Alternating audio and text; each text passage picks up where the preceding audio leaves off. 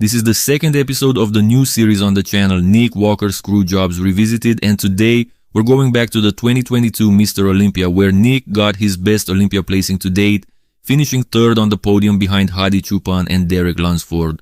And if you haven't seen the first episode yet, make sure to check it out after this one, where we revisited Nick's 2021 Olympia debut against Hunter Labrada and looked at whether Nick was actually robbed of 4th place.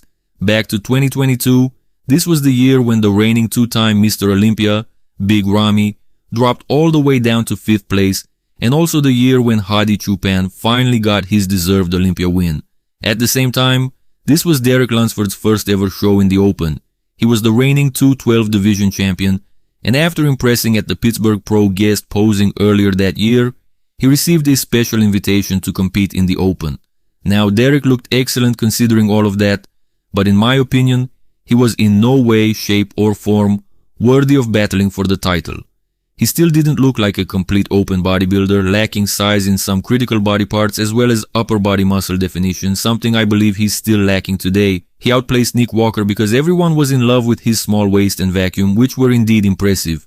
But last time I checked, this was bodybuilding, not Mr. Hourglass. But I digress. As always, we're not just going to take my word for it, we're going to go through the poses one by one and see who actually deserved the higher placing. So let's get into the comparison. Front double biceps. And this is exactly what I was talking about. A few bodybuilding opinion drivers pushed the small waist narrative so hard that it got to the point where apparently nothing else matters anymore, as long as you have a small waist. And apparently if you're hitting a vacuum, it doesn't matter that your arms look 10 weeks out or worse, especially when you're standing next to some of the best arms of all time. It doesn't matter that upper body detail and muscle definition are basically non-existent. And it doesn't matter that you have skinny legs. As long as you look like an hourglass, you win everything, because this is hashtag bodybuilding. And I'm sure there will be plenty of minions arguing that Derek should win this pose because Nick is blocky, something they heard from someone else. But open your eyes, at this show, Nick's waist was probably as good as it had ever been. It was tight, controlled, and clearly defined. Now, let's say Derek does have the better overall frame in this comparison. Fine. But aside from that, Nick is winning pretty much every single muscle group against Derek here. And when I say every muscle group, I'm talking about the ones that don't look injected. Nick absolutely dominates the arms, and it's not even funny. He dominates the legs as well, including both the quads and the calves. He's bigger, more conditioned, and more detailed pretty much everywhere. The front double biceps should easily go to Nick Walker if we're actually talking about bodybuilding. Front lat spread is next, and this has always been Nick's weakest pose, where his less than ideal proportions really come to life. But when you look at Derek, it's obvious that even though he clearly has the better frame than Nick, he simply didn't have enough muscle yet at this show. He was still transitioning from 212 to the Open. His chest is basically non-existent, upper body definition is non-existent. The lats that everyone talks about aren't even that impressive anymore, and his legs were still too skinny for the Open. Nick has always had the leg issue as well, but compared to this version of Derek, Nick's legs look like Tom Platt's. I'm sure there will be plenty of people offended by that, but if we're still talking about bodybuilding and not Mr. Small Waist, this pose should go to Nick Walker as well. Side chest is next, and this pose is very revealing. We can clearly see Derek's huge potential in this pose, starting with the side leg and that round upper body.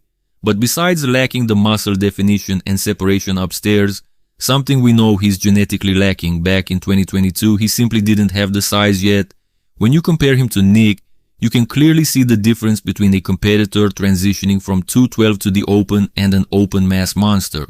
The only thing I could give Derek here is the lower body muscle separation, which is indeed impressive. And today his side leg might very well be the best in the world. But again, back in 2022, he was simply too skinny to beat someone like Nick Walker. Nick wins the side chest as well, making the score 3-0 at this point. Back double biceps, and this was supposed to be the pose that Derek should finally win, right? Wrong. While the potential is clearly there, I don't think he's winning anything here besides the glutes, not even the back. His traps might be a bit thicker, but overall his back is simply smaller, And then you have the arms, the forearms, triceps, and especially the biceps. Add the shoulders on top of that and Nick is dominating pretty much every aspect of the upper body. When we get to the lower body, aside from the glute striations, Nick is winning everything else, including the more important muscle groups like the hamstrings and calves.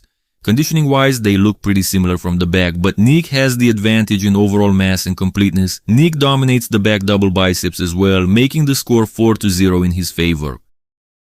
Back lat spread should be the pose that goes to Derek, right? While this one is definitely closer, I'm asking you guys in the comments, should Derek really win this pose simply because of the wider lats? I know what the textbook says, wider lats, you win the pose. But even then, I'm not convinced Derek's back is actually wider. To me, it only creates that illusion because his back is so much smaller vertically.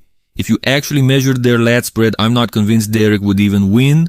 Nick has the bigger back from top to bottom, and he also has the more complete lower body, as we've already established. So again, why should Derek Lunsford win this pose? In my opinion, the rear lat spread goes to Nick Walker, making it 5-0 in his favor. Side triceps, and what I'm looking at here are two great looking athletes, but one still looks like a 212 competitor, while the other looks like a mass monster. Nick has the bigger arms, including the shoulders and triceps. He also has the bigger traps and bigger chest. His midsection is more defined, and Nick has the bigger lower body as well. On top of being bigger, Nick also looks more polished, at least through the upper body. And don't even get me started on the overall muscle definition and separation. Nick Walker wins the side triceps as well, and this one leaves very little room for interpretation. You really have to be a Nick hater to look at this pose and think he should be losing it. The score is now 6-0 for Nick. Abs and thighs is next, and I know some of you are salivating because you're seeing a small waist. Some of you are so obsessed with this that I'm sure if we brought a wellness chick onto the open stage, you'd be awarding her points for the small waist too. Anyway, back in 2022, Nick actually had one of the best midsections we've ever seen from him in terms of abdominal shape and definition.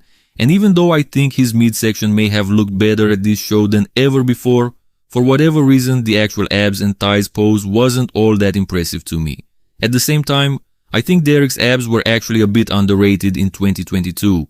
They obviously weren't on Hadi's level, but they weren't bad either. So when you combine that with Derek's superior proportions, and considering that Nick is already top heavy, meaning his lower body advantage gets somewhat overshadowed in this particular pose, I think it's fair to give this one to Derek. Derek finally gets on the board, making the score 6-1. Last pose is the most muscular, and honestly, this pose alone should tell you the whole story. On one side, we have a transitioning 212 athlete who also looks almost off-season in terms of conditioning from the front, and on the other side, we have what was arguably the best, most muscular pose in the world at the time, and probably one of the best even today. Everything goes to Nick here. The arms, chest, midsection, and lower body. Then you add the superior size, better conditioning, and better muscle definition and separation. This is simply a blowout in favor of the mutant Nick Walker. The final score is 7-1 in favor of Nick Walker. The only other poses that were somewhat close were the two lat spread poses, but Nick won the rest of the poses so convincingly that, in my opinion, this looks like an even bigger screw job than the first episode, where we compared Nick Walker against Hunter Labrada at the 2021 Mr. Olympia. And remember, this isn't just about the final score. It's about how convincingly each athlete won their poses. Nick dominated the majority of this comparison. And yet Derek finished ahead of him and ultimately became the 2022 Mr. Olympia runner-up. Next up, we're going back to the 2023 Arnold Classic, where we'll revisit Nick Walker versus Samson Dauda. And trust me, this series is far from over.